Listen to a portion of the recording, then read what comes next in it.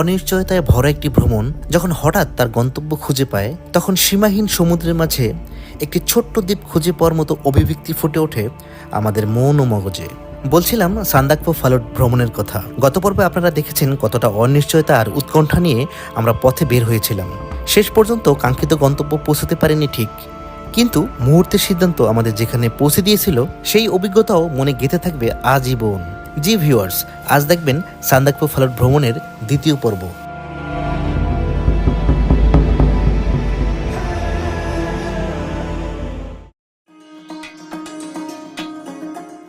আসসালামু আলাইকুম ভিউয়ার্স, আমি মারুফ রহমান এবং আপনারা দেখছেন আমার ইউটিউব চ্যানেল এবং ফেসবুক পেজ গনুমান। গতকাল রাত প্রায় 12টার দিকে আমরা কলকাতার নিউ মার্কেটের একটি হোটেলে চেক ইন করি। তারপর মাত্র 2 ঘন্টা ঘুমিয়ে আজ ভোর 4:30টায় হোটেল থেকে একটি গাড়ি রিজার্ভ করে আমরা রওনা হয়েছি কলকাতা এয়ারপোর্টের উদ্দেশ্যে। সেখান থেকে সকাল 7:50 আমাদের বাগডোগরার ফ্লাইট। বাগডোগরা নেমে শিলিগুড়ির উপর দিয়ে আমরা চলে যাব মানেভাঞ্জাং হয়ে সান্দাকফু ফালুট। সেই সঙ্গে আপনাদের সাথে শেয়ার করব নানা তথ্য এবং অভিজ্ঞতা, তাই পুরো ভিডিওটির সাথেই থাকুন। নির্ধারিত সময়ের প্রায় 2 ঘন্টা আগে আমরা পৌঁছে যাই কলকাতা এয়ারপোর্টের ডোমেস্টিক টার্মিনালে। সেখান থেকে চেকিংয়ে আমাদের লাগেজগুলো দিয়ে বোর্ডিং পাস নিয়ে নেই। আমাদের ফ্লাইটটি ছিল ইন্ডিগো এয়ারলাইন্সে। সিকিউরিটি চেক ইন শেষ করে আমরা আমাদের নির্ধারিত ডিপার্চার গেটে গিয়ে অপেক্ষা করতে থাকি ফ্লাইট ছাড়ার জন্য। হ্যালো ভিউয়ার্স, আমরা এখন চলে আসছি কলকাতার নেতাজি সুভাষ বসু এয়ারপোর্টে। তো এখান থেকে আমরা যাবো বাগডোগরাতে, ওই জন্য ওয়েট করতেছি। আর এখানে একটা খুব বেশি আমরা লোকাল যেই এয়ার টিকিট ডোমেস্টিক যেগুলো, সেটা হলো ইন্ডিগো কোম্পানি। তো এখানে কিন্তু প্রচুর মানে এয়ার মিস হয়, এই জন্য একটু আগে আগে চলে আসতে হয়। আমরা আগে চলে আসছি, তো আমরা ওয়েট করতেছি। ইনশাল্লাহ আমরা খুব তাড়াতাড়ি আমরা বাগডোগরা পৌঁছে যাবো। ওইখানে গিয়ে আমাদের দারুণ আসল খেলা শুরু হবে ইনশাল্লাহ। তো অনেক তো আমাদের ধৈর্য ধরা হলো, আপনারা ওখানে যাই, ইনশাল্লাহ ভালো কিছু হবে।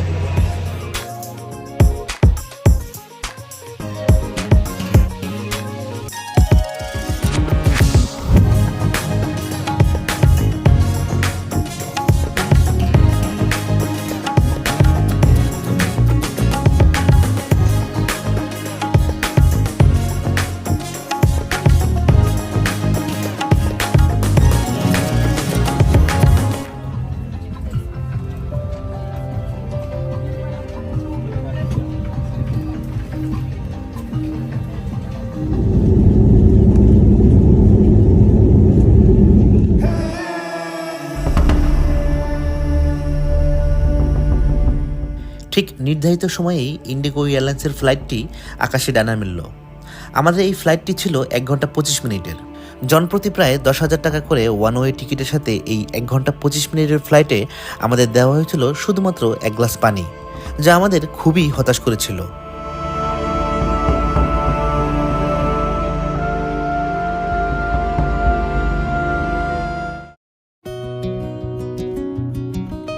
এই ফ্লাইটে ভালো মন্দ দুরকম অভিজ্ঞতা নিয়েই আমরা পৌঁছে গেলাম বাগডোগরা এয়ারপোর্টে। বাগডোগরা হচ্ছে শিলিগুড়ির ছোট্ট একটি ডোমেস্টিক এয়ারপোর্ট। আপনারা যদি দার্জিলিং, সান্দাকফু, ফালুট, শিলিগুড়ি, জলপাইগুড়ি এই অঞ্চলগুলোতে ফ্লাইটে আসতে চান, তাহলে কলকাতা থেকে বাগডোগরা এয়ারপোর্টে আসতে হবে। তারপর এখান থেকে গাড়িতে করে অল্প সময়ে এই জায়গাগুলোতে যেতে পারবেন আপনারা।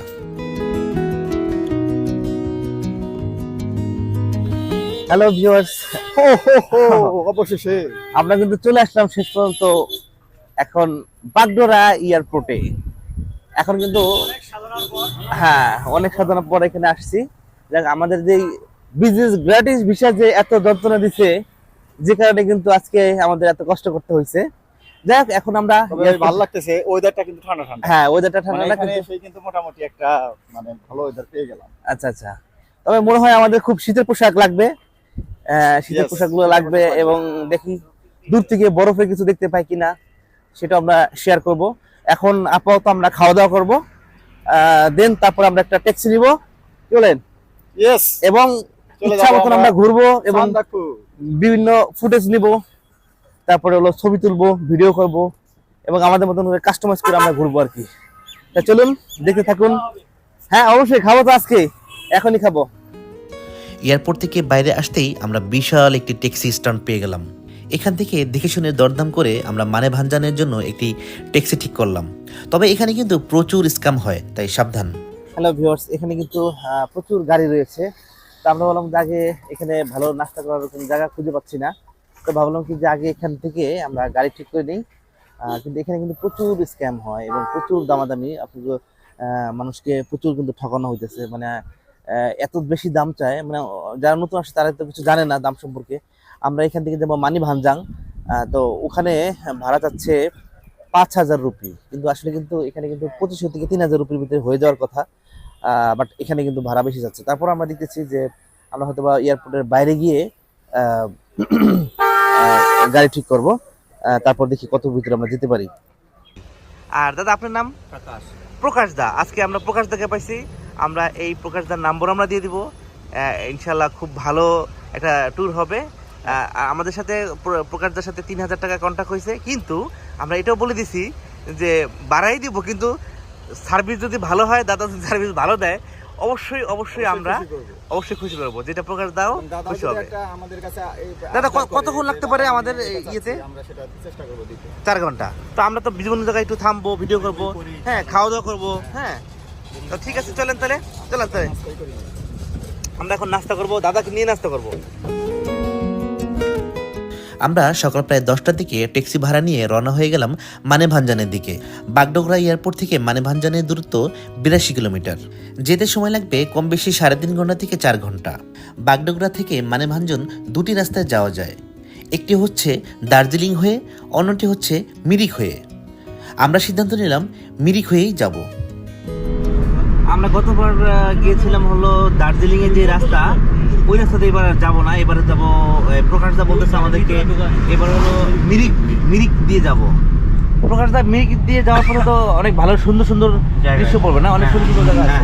আমরা জলপুকুরি, আচ্ছা, সূর্যপুকুরি থামবো, লামানা। আমরা দেখতে দেখতে যাব এবং অনেক সুন্দর করে এক্সপ্লোর করার চেষ্টা করব।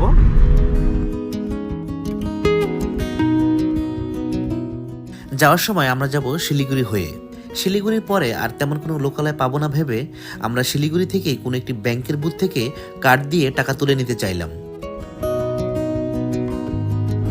হ্যালো ভিউয়ার্স, আমার কাছে ব্র্যাকের কার্ড ছিল, তো এখানে কিন্তু আমি বুথ থেকে টাকা তুললাম। আমি মাল্টি কারেন্সি কার্ড ইউজ করতেছি, তো যে কারণে এখানে কোনো সমস্যা হয়নি।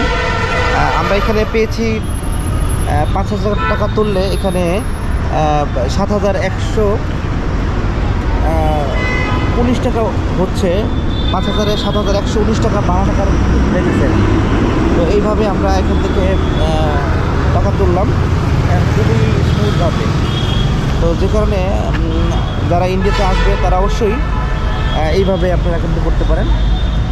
এই যে আপনার এটিএম, এসবিআই থেকে আমরা টাকা তুললাম। তো এই ক্ষেত্রে হয় কি, মানে মাল্টি কারেন্সি কার্ড থাকলে খুবই স্মুথভাবে টাকা তোলা যায় এবং বার্গেনিং করা লাগে না, কত রেট দিবে কি, এই আর কি। বুথ থেকে টাকা তুলে আবার আমরা সামনের দিকে চলতে থাকলাম। এবার শিলিগুড়ি শহর ছাড়তে ছাড়তে আমাদের পেটের ভিতর ক্ষুধাটা যেন মোচড় দিয়ে উঠল। আসলে কলকাতা থেকে সেই কাকডাকা ভরে যখন বের হয়েছিলাম, তারপর থেকে এখন পর্যন্ত কিছুই খাওয়া হয়নি। এটা মনে হতে ক্ষুধাটা যেন আরও মাথা চারা দিয়ে উঠল। ড্রাইভার দাদাকে বলতেই উনি গাড়ি থামিয়ে দিলেন একটি রোড সাইড ধাবায়। ধাবাটির নাম ছিল সিটি ধাবা।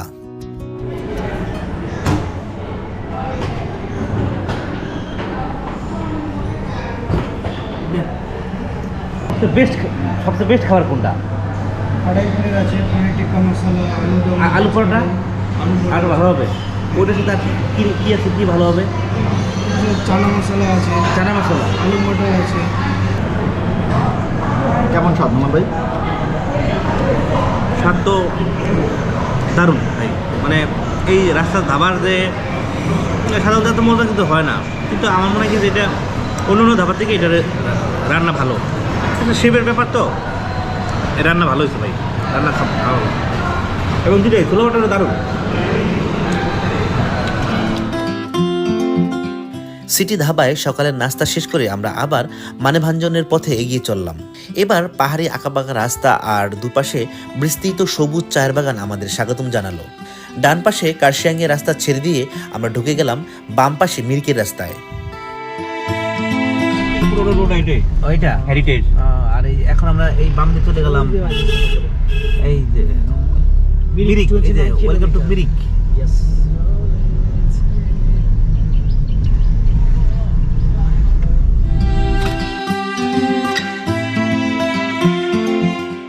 মিরিকের রাস্তার সৌন্দর্য ছিল অসাধারণ। দুই পাশে শালবনের ভিতর দিয়ে মসৃণ রাস্তা ধরে আমরা এগিয়ে চলছিলাম। বাইরে ঠান্ডা ঠান্ডা ওয়েদারে আমরা গাড়ি এসি বন্ধ করে দিয়েছিলাম। আমাদের সমস্ত ক্লান্ত যেন নিমেষেই উধাও হয়ে গেল। কখনো আবার ছোট্ট পাহাড়ি গ্রাম ছেড়ে যেতে যেতে মন আনচান করে উঠছিল। ইস, আর সামনে না এগিয়ে এখানে যদি থেকে যাওয়া যেত।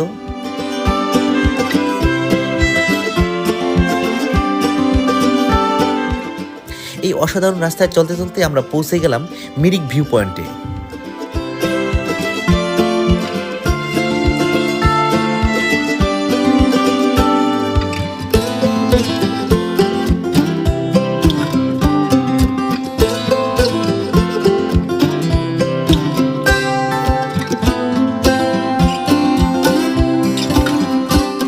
মিরিক ভিউ পয়েন্টে বেশ কিছু সময় কাটিয়ে ছবি তুলে চাটা খেয়ে আমরা আবার মানেভাঞ্জানের পথ ধরলাম। এবারের ল্যান্ডস্কেপটা যেন আরেকটু পাল্টে গেল। আঁকাবাঁকা মসৃণ রাস্তার দুই পাশে সুউচ্চ দেবদারু গাছগুলো সারি সারি দাঁড়িয়ে আছে দৃষ্টিনন্দন চা বাগানের ভেতর। সেই পথে কিছুক্ষণ যেতেই আমাদের ড্রাইভার ভাই আবারও যাত্রাবিরতি দিল। তখন জানতে পারলাম এটা হচ্ছে Gopaldhara tea estate. Hello guys, আমরা আবার একটা বিরতি নিয়ে নিলাম। আমরা মিরিক থেকে এখনো মানেভাঞ্জানের যাচ্ছি এবং পথে ভাবলাম যে আরেকটা বিরতি নিয়ে নিই। এবং এত সুন্দর গ্রিন চা বাগান এবং খুবই সুন্দর লাগতেছে। আর মিমটি গার্ডেন, এই চা বাগানটার মিমটি গার্ডেন নাম। আর এখানে আসলে এই সময়টাতে এলো সবচেয়ে বেশি ভিউ সুন্দর হয়, কারণ অসাধারণ একটা মানে গ্রিনি ফিল আসে, যে কারণে মনে মুগ্ধকর, যে কারো ভাল লাগবে এই দৃশ্যটা। তো ভাবলাম কি যে আপনাদের সাথে একটু শেয়ার করি, যেটা না করলে নয়। এখানে দেখেন কি সুন্দর গ্রিন, একদম থরে থরে মনে হয় যে সাজানো আছে। এরকম একটা অসাধারণ দৃশ্য মানে সবসময় ভালো লাগার বিষয়।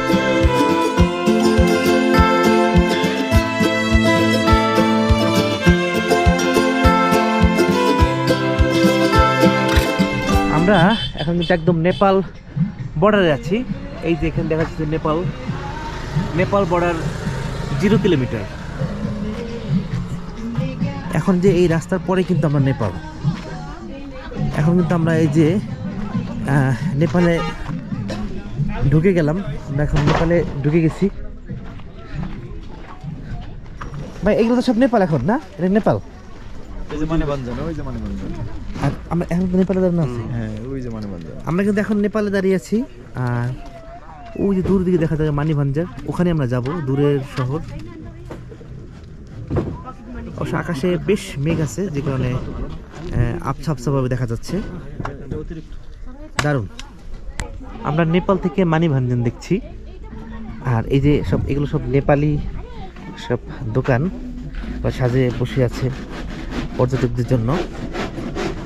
জাস্ট এই যে 0 কিলোমিটার মানে বর্ডার, এইটাই আবার নেপাল এই যে এখন শেষ হয়ে যাচ্ছে। আর নেপালের পরে এই যে রাস্তাটা আমরা দেখতে পাচ্ছি, এই রাস্তাটা কিন্তু আবার ইন্ডিয়ার ভিতর পড়ছে। এটা হলো 0 কিলোমিটার। এই যে এটাকে বলে সীমানা ভিউ। এই 0 কিলোমিটারকে এই রাস্তাটাকে বলে সীমানা ভিউ। দারুণ একটা পয়েন্ট। এদিকে নেপাল আর এইটা হলো সীমানা ভিউ। এরপর যতই আমরা মানেভাঞ্জানের দিকে এগিয়ে যাচ্ছিলাম, ততই যেন রাস্তার মুগ্ধতা আমাদের মোহিত করে দিচ্ছিল। বাঁধ ভাঙার উচ্ছ্বাসে কখন যে শিশুসুলভ হয়ে পড়েছিলাম নিজেও তা টের পাইনি। এভাবে চলতে চলতে পৌঁছে গেলাম পাহাড়ি ছোট্ট সুন্দর শৈল শহর মানেভাঞ্জান।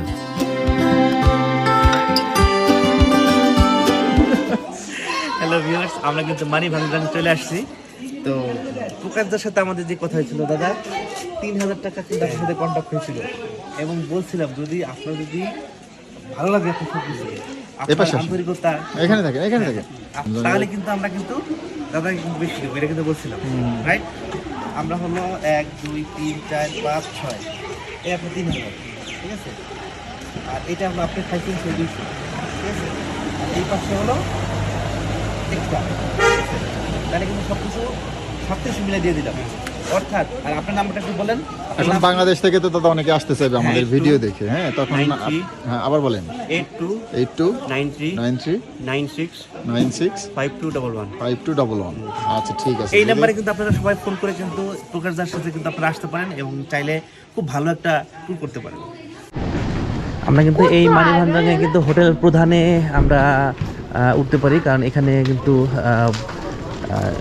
রাজীব ভাই কিন্তু এর আগে কিন্তু বেশ কয়েকবার কিন্তু এই হোটেলে ছিল। তো আমরা কিন্তু এখান থেকে একটা ভালো সার্ভিস আশা করতেছি। তো আশা করি খুব ভালো একটা সার্ভিস পাবো। দেখা যাক কেমন সার্ভিস পাই আমরা। অর্থাৎ আমাদের রাজীব ভাইয়ের কারণে, হ্যাঁ, আমাদের এই দাদার সাথে তো আগে থেকে পরিচয় ছিল, হ্যাঁ হ্যাঁ। তো যে কারণে আমাদের আজকে রাত এবং আগামী 2 দিন আমাদের 3 জনের জন্য 3 দিনের একটা ফুল প্যাকেজ হলো 27,000 টাকা, 27,000। হ্যাঁ হ্যাঁ, লজিং ফুডিং বলেন বলেন বলেন। মানে আমরা যে এই প্যাকেজটা নিলাম এখান থেকে, আমরা দাদার কাছ থেকে এই প্যাকেজটা নিয়ে থাকি। সেটা হচ্ছে আপনার এখানে আমাদের সান্দাকফু আজকে রাতে মানে থাকবো। মঞ্জান এক রাত এখানে থাকবো। হ্যাঁ। আমরা আগামীকালকে ভোরে চলে যাবো সান্দাকফু এবং তারপরের দিন আমরা চলে যাবো হচ্ছে ফালুট। ফালুটে থেকে আমরা সোজা Back ব্যাক করবো। করবো। আমরা ব্যাক করে অর্থাৎ এই 3 দিনে কিন্তু আমাদের ভিতরে এই টোটাল 3 খাবার দিনের, হ্যাঁ, একটু total ইনক্লুড, খাবার, গাড়ি, গাইড সহ, হ্যাঁ, এবং থাকা, এই সব কিছু সহ আমাদের হচ্ছে পার হেড 9,000। 27,000 রুপি, মানে পার হেড না, সরি, 3 জন 27,000 রুপি পার হেড। ওই তো 9,000-ই পড়লো। এর ভিতরে কিছু আছে আমাদের হচ্ছে ওইখানে এন্ট্রি ফি শুধু পারমিশনটা আমাদের জন্য এক্সট্রা ভাবে টাকা দিতে হবে। ওখানে হয়তো অ্যাপ্রক্সিমেটলি 1,000 টাকার মতো লাগবে। আচ্ছা আচ্ছা আচ্ছা, ওকে। আমরা প্রধান হোটেলে দেখি কেমন সার্ভিস আমরা পাই ইনশাআল্লাহ। এটা আমাদের বারান্দা, বারান্দা থেকে যে নিচে স্যার এটার মার্কেট মানিভান্ডারের। আর আমাদের এই বারান্দা থেকে এই যে রুমে আমরা ঢুকলাম, রুমের যেই অবস্থা এখানে আসলে খুব ভালো আশা করা যাবে না। 2টা বেড আছে, বেশ বড় সাইজের ডাবল বেড। আর ওয়াশরুমটা এই তো ছোট, লাইট তো জ্বলতেছে না, লাইট নেই, দেবে দেবে সব দেবে। আমরা কিন্তু আসলে আমাদের খাওয়া দাওয়ার কোনো এখন ঠিক হচ্ছে না, কারণ সকালেটা দুপুরেটা বিকেলে আসলে জার্নি থাকলে যা হয় আর কি, পুরোটা এলাম হলো। তো যাই হোক, এখন আমরা বিকেল করে, এখন বাজে সময় 5টা, 4:45। এখন আমরা দুপুরে খাবার খাচ্ছি, কিন্তু এখানে কিন্তু তেমন কিছুই নাই। আমরা একটু হালাল খাবার খাওয়ার চেষ্টা করতেছি। এখানে ডিম আছে, এই যে ভাজি আছে, আর হলো আলুর দম টাইপের, আর হলো সস, আর ডাল, আর কিছু পাঁপড় ভাজা দিছে। এ দিয়ে আমাদের খাবার চলতেছে। আর রাজীব ভাইয়ের জন্য ভাই তো একদম ধুমসে খাইতেছে, মানে তার কাছে এগুলোই ভালো লাগতেছে নাকি? হ্যাঁ, দুর্দান্ত না? কারণ যখন বেশি ক্ষুধা লাগে তখন কিন্তু অনেক ভালো লাগে। আর একটা জিনিস কি, এখানে কিন্তু সব অর্গানিক জিনিস, এখানে কিন্তু মানে হাইব্রিড টাইপের কোনো জিনিস নেই। এখানে ওরা পাহাড়িরা এখানে এগুলা নিজেদের এগুলাই ওরা ফলন করে সবজিগুলো। তো এই জন্য সব মিলিয়ে খারাপ না, ভালোই চলতেছে খাবার। তো রাজীব ভাই, খাবারের পরে আমাদের প্ল্যান কি? আমরা কি ঘরে রুমে চলে যাব? ঠান্ডা কিন্তু বেশ পড়ছে কিন্তু। আমরা একটু এদিক ওদিক হাঁটাহাঁটি করবো, তারপরে রুমে যাবো। আচ্ছা আচ্ছা। আর এই রেস্টুরেন্টটা কিন্তু বেশ দারুণ কিন্তু আর কি, মোটামুটি ইন্টেরিয়র কিন্তু খারাপ না, ভালো। আমার কাছে বেশ ভালোই লাগছে, মানে একদম টিপটপের ভিতরে কিন্তু সুন্দর। হ্যালো ভিউয়ার্স, আমরা মানিভান্ডাং এটা এক্সপ্লোর করতেছি এবং আসলে এটা খুবই ছোট্ট একটা জায়গা, তেমন খুব বেশি কিছু নাই এখানে। তারপরেও আর কি যতটুকু ঘুরে ঘুরে দেখাতে পারি ওটুকুই দেখতেছি আমরা। ছোট্ট পাহাড়ি শহর।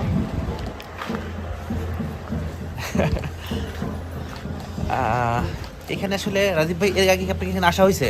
আমি এর আগে 2বার আসছি এখানে 2বার আসছেন? আচ্ছা আচ্ছা। এবার নিয়ে 3বার আসলাম। আমি, আমার আচ্ছা, ভালো আচ্ছা। লাগে আসলে। আচ্ছা আচ্ছা, ডেভেলপ কি চোখে পড়ে, মানে আগে থেকে ডেভেলপ এরকমই? আমি সেই 2018 সালে আসছি, আচ্ছা আচ্ছা আর এটা হচ্ছে 24, অলমোস্ট আচ্ছা। তো 6 বছর হয়ে গেল। আচ্ছা। এরকমই আর কি, খুব যে বেশি ডেভেলপ হয়েছে তা না, চোখে পড়ার মতো না আর কি, ওইরকমই আছে। মানে এই শহরটা কিন্তু খুবই ছোট না, ছোট, একদম ছোট। এবং লোকজনও মনে হয় একদম কম। কম। মানে এখন কিন্তু বিকেল 5টা, কিন্তু ওয়েদার দেখে মনে হইতেছে যে আসলে সন্ধ্যা হয়ে গেছে। হ্যাঁ, সন্ধ্যা 7টা হয়ে গেছে, কিন্তু আসলে কিন্তু মাত্র 5টা বাজে। আসলে এখানে ফগি ওয়েদার তো বিকাল হলে অন্ধকার হয়ে যায় আস্তে আস্তে করে। আর এখানে যতটুকু শুনলাম রাত 8টা নয়টার দিকে সবাই ঘুমায় যায় নাকি? ঘুমায় যায়, হ্যাঁ। পাহাড়ি এলাকাগুলো এরকমই হয় আর কি। এরা অনেক বেশি রাত জাগে না। তারপরে কিন্তু এখন- আবার সকালবেলা ঘুম থেকে উঠে যায় সবাই। আমরা ভাবলাম কি যে এখন খাওয়া দাওয়ার পরে আর কি যতটুকু মানে ঘুরে দেখা যায়, আলো থাকতে থাকতে যতটুকু ঘুরে দেখা যায় অতটুকু ঘুরে ঘুরে দেখতেছি। আর এই তো রাতে আবার আমরা খাওয়া দাওয়া করে ঘুমিয়ে যাবো আজকে তাড়াতাড়ি।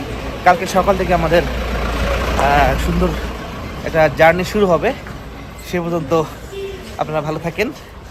আর আশেপাশের কিছু কিছু ভিডিও ফুটেজ আপনাকে দেখাচ্ছি, হোপফুলি ভালো লাগবে। রাজীব ভাই দেখেন, আমরা কিন্তু এখন আছি ইন্ডিয়াতে। চলেন একটু নেপাল দিয়ে ঘুরে আসি। হ্যাঁ চলেন। চলেন এখন আমরা একটু ইন্ডিয়া থেকে নেপালে যাই। এই যে আমরা আরেকটা দেশে চলে আসলাম। Welcome to Nepal. ভিসা ছাড়া নেপালে ঘুরতেছি। এটা কিন্তু নেপালের ভিতরে পড়েছে। এগুলো আবার সব নেপালি জনপদ। ভিসা ছাড়াই এগুলো কিন্তু হাঁটাচলা করা যায়। রাজীব দেখেন উপরে কিন্তু কিছুই দেখা যাইতেছে না। আচ্ছা আমরা কিন্তু একটু জুম করে দেখাই। এই যে এখানে কিন্তু একদম মানে মেঘ উঠতেছে, অর্থাৎ আমরা কিন্তু এখন মেঘের ভিতরেই আছি। এটা কিন্তু একটা অন্যরকম সৌন্দর্য। দার্জিলিংয়ে মনে হয় এত মেঘ না, ঠিক না? মানে এটা তো এখন আমরা আছি হ্যাঁ বেশ উঁচুতে, এবং এটা কিন্তু 6000 ফিট উপরে। আর কালকে আমরা যাব আরো 6000 ফিট উপরে। কালকে আমরা 12,000 ফিট 12,000 ফিট উপরে যাবো আমরা। পরদিন সকালে আমরা মেঘে ঢাকা শৈলশহর মানেভাঞ্জন ছেড়ে রওনা হয়েছিলাম কাঞ্চনজঙ্ঘার খোঁজে সান্দাকফুর উদ্দেশ্যে। সাক্ষী হয়েছিলাম আরও কিছু অসাধারণ অভিজ্ঞতার। সেই গল্প দেখতে হলে আগামী পর্ব পর্যন্ত আপনাদের প্রিয় ইউটিউব চ্যানেল এবং ফেসবুক পেজ গো অনুমানের সাথেই থাকুন। আসসালামু আলাইকুম।